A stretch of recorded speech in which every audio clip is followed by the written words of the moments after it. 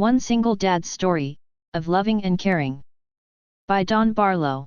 In January 1987, my wife of 12 years died from pancreatic cancer. This left me with the responsibility of raising my 8-year-old daughter alone. After the shock of my wife's death, I became aware that I knew nothing about raising a daughter by myself. During the grieving process, I sometimes wondered if the wrong parent had died.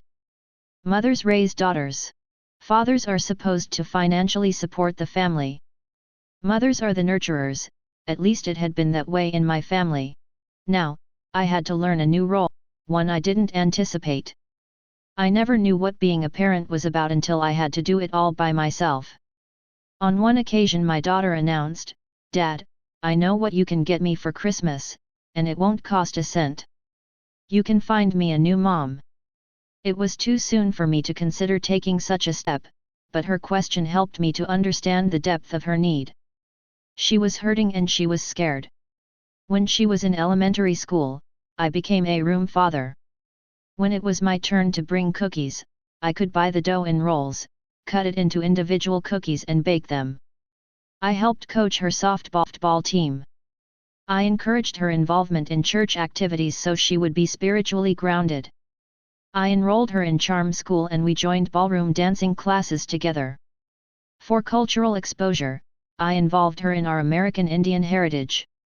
We attended and danced at Indian powwows. Signed her up for summer basketball camps and attended the awards ceremony at the end. I tried to be involved by balancing work and family. I passed up a job at a local university because of the position's frequent out-of-state travel.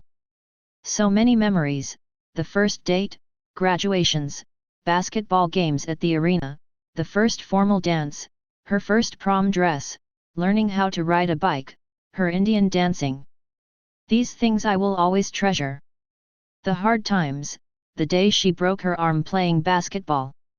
The death of her older sister 5 years ago. My daughter is 23 years old now. Like any parent, I didn't know it would turn out okay, until it did. It boiled down to this: ultimately, the best gift I could give my daughter was my time, my love, and my encouragement. Don was a father, a sympathetic friend, who demonstrated what it is to be a good neighbor even if the demonstration was directed toward someone who lived with him. Notice the relationship was built up over time with humility and love. In today's reading, Matthew chapter 22 verses 34 to 40, Jesus is asked which is the greatest commandment and he responds with, "You shall love the Lord, your God, with all your heart, with all, and with all your mind. This is the greatest and the first commandment. The second is like it, you shall love your neighbor as yourself." The whole law and the prophets depend on these two commandments. Of course Jesus gave the perfect answer: you should love God with your whole being. The other commandments have to do with your thoughts and actions toward yourself and your neighbor. We all learn our parenting skills from our parents.